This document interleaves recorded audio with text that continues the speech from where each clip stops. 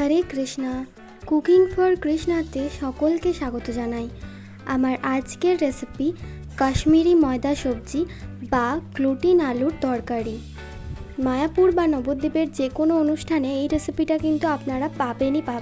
আমার ভিডিও দেখার আগে আপনারা কে এই রেসিপিটা খেয়েছেন অবশ্যই আমাকে কমেন্ট করে জানাবেন। ময়দা দিয়ে তৈরি এই রেসিপিটা আজ পর্যন্ত যাকেই বানিয়ে খাইয়েছি সবাই কিন্তু প্রশংসাই করেছে।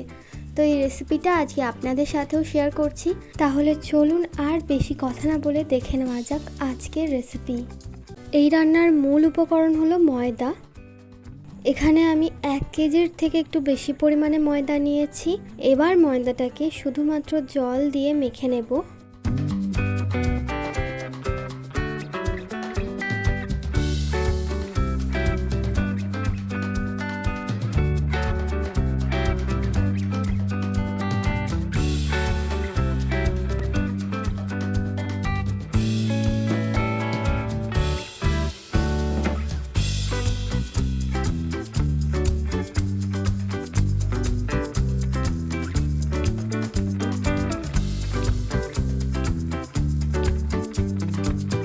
মোটামুটি একটা ডো বানিয়ে নিতে হবে, খুব একটা ভালো করে মাখার কোনো প্রয়োজন নেই।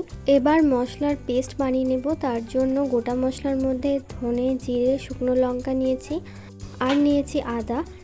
এরপর টমেটোর পেস্ট বানিয়ে নেব।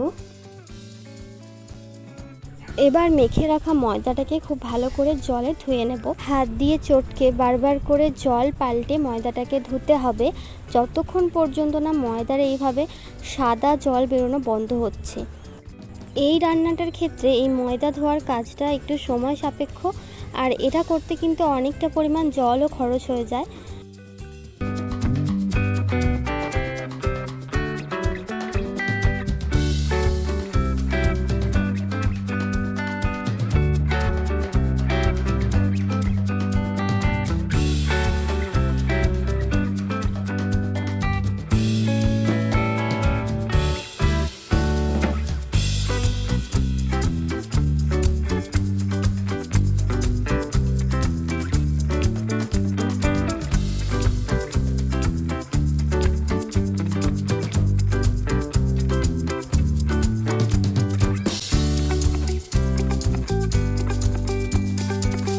এইভাবে ধোয়ার ফলে ময়দার বেশিরভাগ অংশটাই কিন্তু বেরিয়ে যায়। তার জন্যই ময়দার পরিমাণটা একটু বেশি নিয়ে মাখতে হয়। ময়দা অল্প মাখলে কিন্তু গ্লুটিনও অল্পই তৈরি হবে।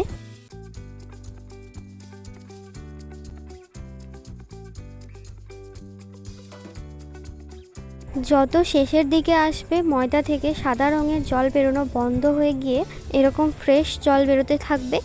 আর গ্লুটিনের কালারটা কিন্তু ময়দার মতো অতটাও সাদা হবে না। তো গ্লুটিনটা আমার তৈরি হয়ে গেছে। এইরকম রাবারের মতো একটা পদার্থ তৈরি হবে। এবার কড়াইতে সরষের তেল গরম করতে দিয়ে প্রথমেই টুকরো করে নেওয়া আলুগুলোকে ভেজে নেব।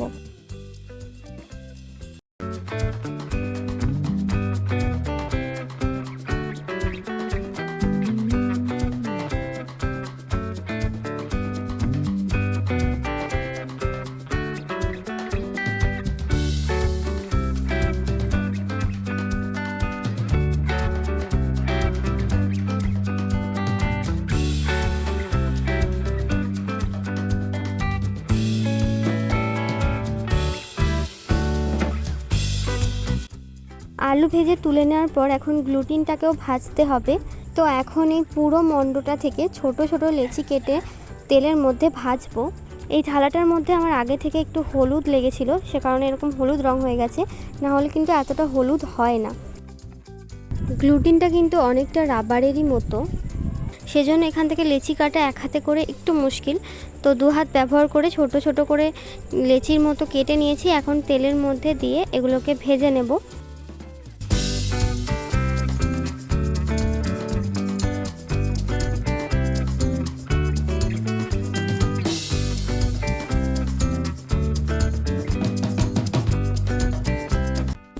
তো এগুলো ভাজার জন্য গ্যাসের ফ্লেম কমানোর কোনো প্রয়োজন নেই, হাই ফ্লেমেই এগুলো ভালো ভাজা হবে।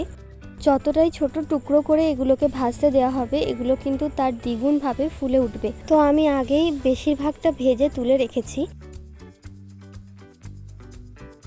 এবার তরকারি বানানোর জন্য কড়াইয়ের বাকি তেলের মধ্যে শুকনো লঙ্কা আর কালো জিরে ফোড়ন দিয়ে নিয়েছি। সাথেই তেলের মধ্যে অল্প পরিমাণে চিনি দিয়ে দিয়েছি। তেলের মধ্যে চিনি দিলে রান্নার রঙটা ভালো হয়। এবার আগে থেকে বানিয়ে রাখা টমেটোর পেস্ট দিয়ে দিয়েছি।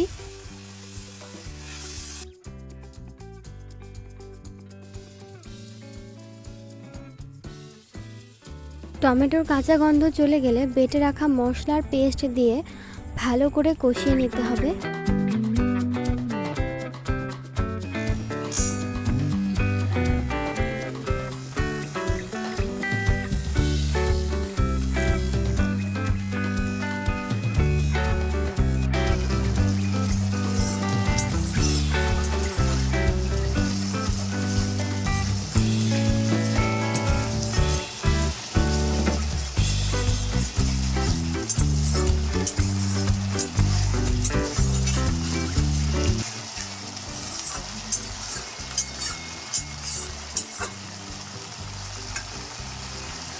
গুঁড়ো মশলার মধ্যে দিয়ে দিচ্ছি পরিমাণ মতো হলুদ গুঁড়ো, লঙ্কা গুঁড়ো আর স্বাদ মতো নুন। এবার সব কিছু ভালো করে মশলার সাথে আবারও কষিয়ে নেব।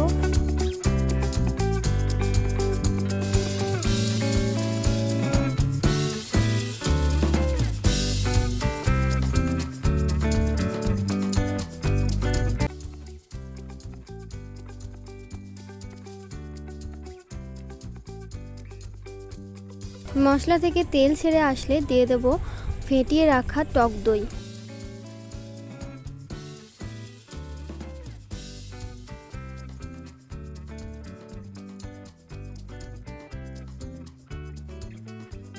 টক দই দেওয়ার পর আবারও কিছুক্ষণ কষিয়ে নেব।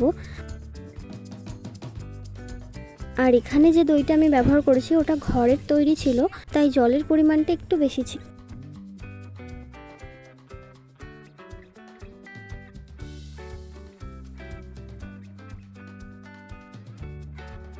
তো মশলাটা আমার কষানো হয়ে গেছে আর মশলার একটা সুন্দর রঙও চলে এসছে। এখন আগে থেকে ভেজে রাখা আলুর টুকরোগুলোকে দিয়ে আলুগুলোকে মশলার সাথে ভালোভাবে কষিয়ে নেব।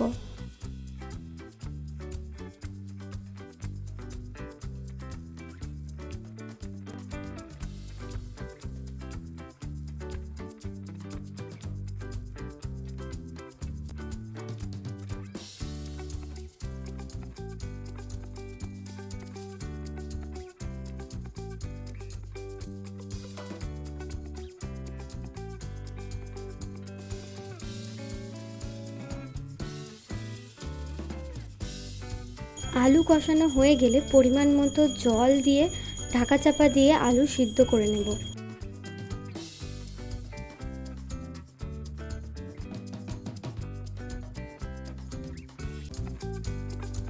আমি এখানে আলু দিয়ে গ্লুটিনের একটু ঝোল ঝোল তরকারি করছি, তাই জন্য ঝোলের পরিমাণটা অনেকটাই রেখেছি। আপনারা নিজেদের পছন্দ মতো ঝোলটা রাখতে পারেন, তবে এই গ্লুটিনগুলো কিন্তু অনেকটা পরিমাণে ঝোল টেনে নেয়, সে কারণে যে কোনো গ্রেভির ক্ষেত্রে ঝোলের পরিমাণটা একটু বেশি রাখতে হবে। আলু সিদ্ধ হয়ে গেলে এখন ভেজে রাখা গ্লুটিনগুলো দিয়ে দেব।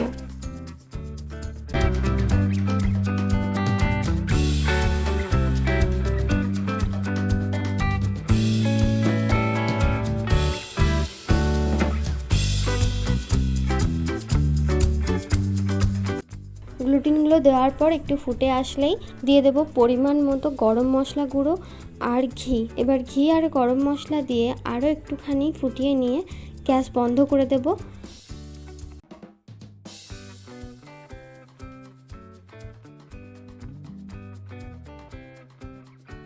গ্লুটিন আলুর তরকারি একদম তৈরি হয়ে গেছে। এখন তুলসী পত্র দিয়ে ভগবানকে ভোগ নিবেদন করব।